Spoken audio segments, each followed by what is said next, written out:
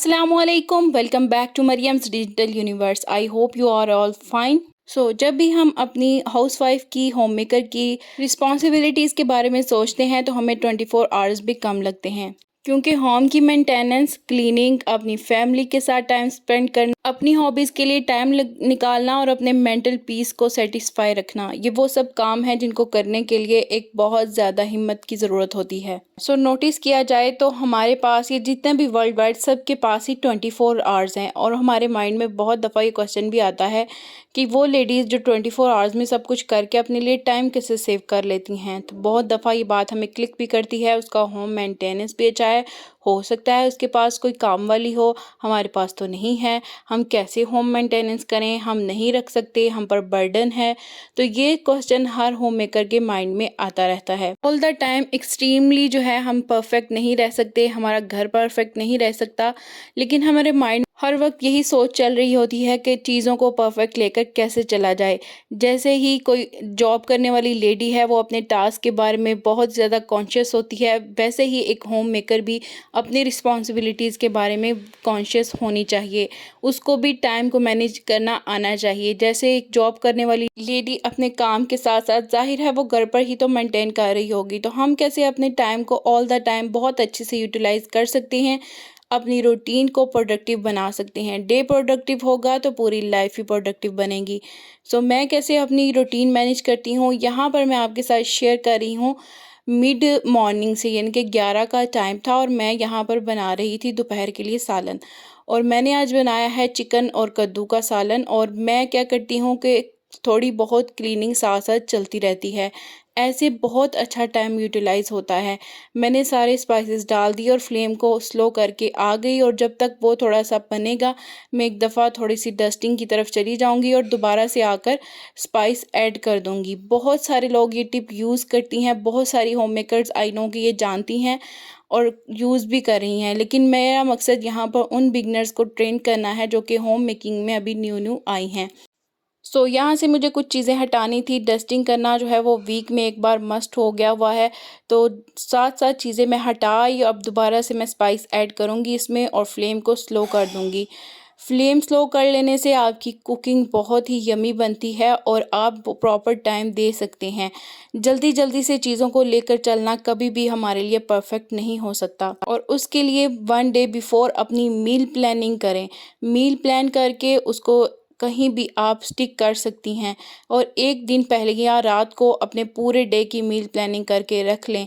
इस तरह आपको सारा दिन बैठकर ये सोचना नहीं पड़ेगा कि आज क्या पकाऊं, और हर किसी फैमिली मेम्बर से आप पूछती भी नज़र नहीं आएंगी कि आज क्या पकाएं, क्योंकि वो टू डू लिस्ट या मेन्यू लिस्ट आपने सब फैमिली मेम्बर्स के मदद से उसमें इंक्लूड की होगी कि किसको क्या पसंद है, और सब वो अपनी मर्ज़ी से जो है इसमें एडिट कर सकते हैं, उसमें मॉडिफिकेशन भी आप ला सकती हैं अपने हिसाब से।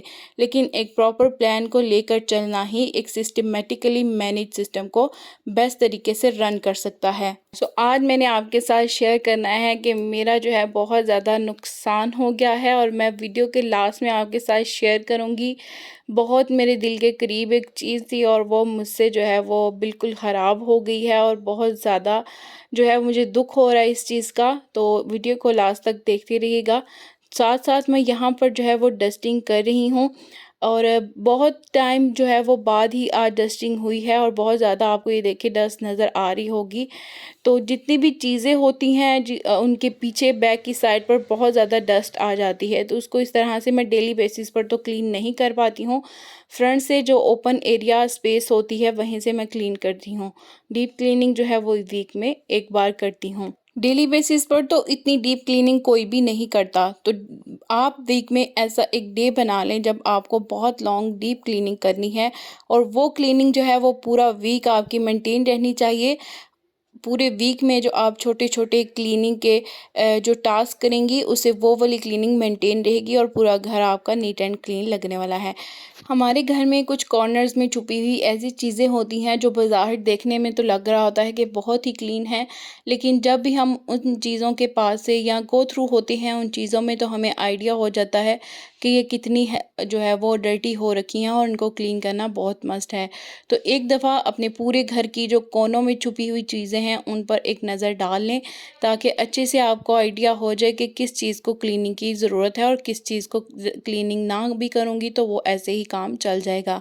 सो अपनी एनर्जी को भी सेव करें, हर वक्त थके रहना, कामों में बिज़ी रहना, ये भी कोई बहुत एक्सट्रीमिस्ट होने की निशानी होती है। तो उससे भी आपने जो है वो बचना है। सो यहाँ पर भी मैं ड्राइंग रूम में क्लीनिंग कर रही थी।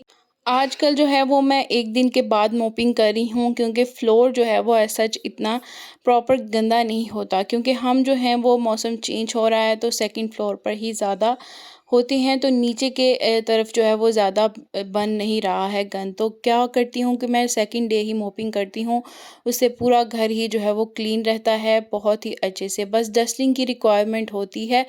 तो आप भी जिस जगह को ज़्यादा यूटिलाइज़ ना करें, उसको जो है वो ज़्यादा डीप क्लीनिंग करने की ज़रूरत नहीं होती है आपको। मोस्टली ज़रूरत ही होती है गेस्ट रूम को, क्योंकि गेस्ट रूम एक ऐसा पार्ट है जिसको all the time neat and clean रहना चाहिए। फ्लोर तो सभी क्लीन कर लेते हैं, लेकिन डेली बेसिस पर गेस्ट रूम की क्लीनिंग मस्ट है, क्योंकि आपको एक दफ़ा चेक करना है कि अगर सडन कोई गेस्ट आ रहे हैं तो मेरा ड्राइंग रूम जो है, गेस्ट रूम, वो बेस्ट तरीके से ऑर्गेनाइज़ और क्लीन और टाइडी लग भी रहा है कि नहीं।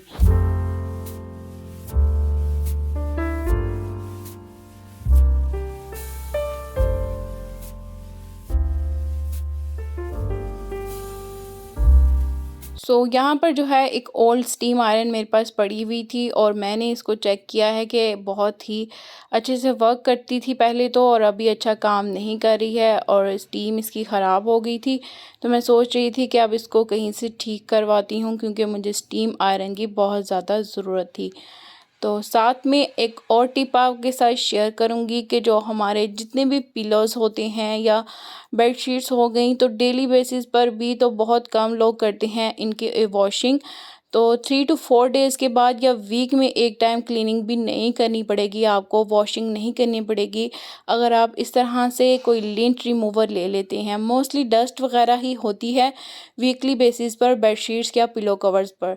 तो इस तरह से आप जो है वो कोई भी स्टिकी पेपर वाला जो है वो रोलर ले लें, उससे आपके जितने भी छोटे-छोटे बाल या डस्ट या रुआँ होगा वो अच्छे से इससे आ जाता है और क्लीन हो जाती है बिल्कुल बेडशीट और pillow cases. Same in the case आप इसको सोफ़ा कवर्स पर भी यूज़ कर सकते हैं जो वेलवेट वगैरह के होते हैं। लैम्प की क्लीनिंग मैं इसी के साथ करती हूँ। या साथ में ये मेरे पास एक छोटी-सी कैंडल है, जब भी मैं कोई एसेंस वाली अरोमा वाली कैंडल ऑन ना करूँ तो मैं ये भी जो है वो डाइनिंग पर लगा देती हूँ। बहुत अच्छा सा वार्म्थ सा इफ़ेक्ट जो है वो इससे आने लगता है।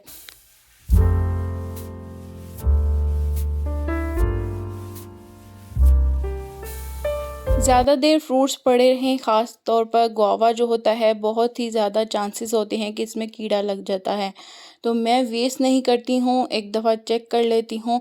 तो इस तरह से मैंने इनको चेक किया तो मुझे लग रहा था कि कुछ पार्ट्स जो हैं वो इसके ख़राब हो रहे हैं, तो मैं वो वाले पार्ट्स यहाँ से अलग करके इसको यूटिलाइज़ कर लूँगी। इससे बहुत ज़्यादा जो है वो फ़िज़ूल खर्ची भी नहीं होती है। आप एक दफ़ा फ्रिज को चेक कर लिया करें कि आया कोई जो है ग्रेवी वाला सालन हो गया, दूध या कुछ भी बचा हुआ जो कि आप यूटिलाइज़ नहीं कर रहे हैं, या फ्रूट्स या सब्ज़ियाँ, तो उनको थोड़ा-थोड़ा चेक कर लें। अगर यूज़ कर सकते हैं तो फ्रीक्वेंट यूज़ कर लें, और ख़राब करके बाहर फेंकने से तो बहुत ही बेस्ट है कि आप इनको यूटिलाइज़ कर लें।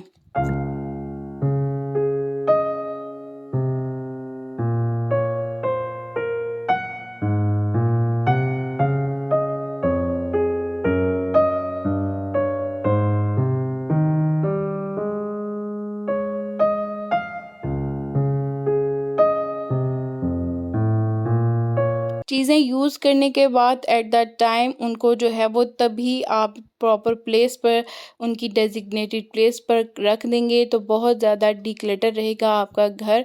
अगर आप सोचें कि मैं ये थोड़ी देर बाद रख दूँगी तो वो फिर नहीं होता है। टाइम टू टाइम ही आपको प्रॉपर चीज़ें ऑर्गेनाइज़ करके रखनी चाहिए।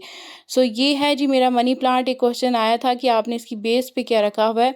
ये एक डीआईवाई ही है। मेरी एक पुराना बैंगल था जो कि मुझे बहुत ही बड़ा था, तो वो इस तरह कड़ा टाइप बना हुआ, तो मैंने इसके नीचे रख दिया हुआ है। जी, ये है मैं आपके साथ शेयर करने वाली थी कि मेरा नुकसान हो गया है, मेरी रिंग लाइट टूट गई थी और बहुत ही मुझे दुःख हो रहा है इसका, क्योंकि मैंने 1-2 बार इसको एल्फ़ी के साथ लगाया है, लेकिन ये बिल्कुल जो है वो बेकार हो गई है, नहीं जुड़ रही। सो 5 मंथ्स तक ये अच्छी जा रही थी और आगे भी अच्छी ही रहती अगर ये मुझसे गिरती ना। सडनली इसके साथ ही जो है वो फ़ोन भी गिर गया था। तो आज व्लॉग शूट करने में भी बहुत प्रॉब्लम हुई थी। तो अब थैंक्स फॉर वॉचिंग। अल्लाह हाफ़िज़।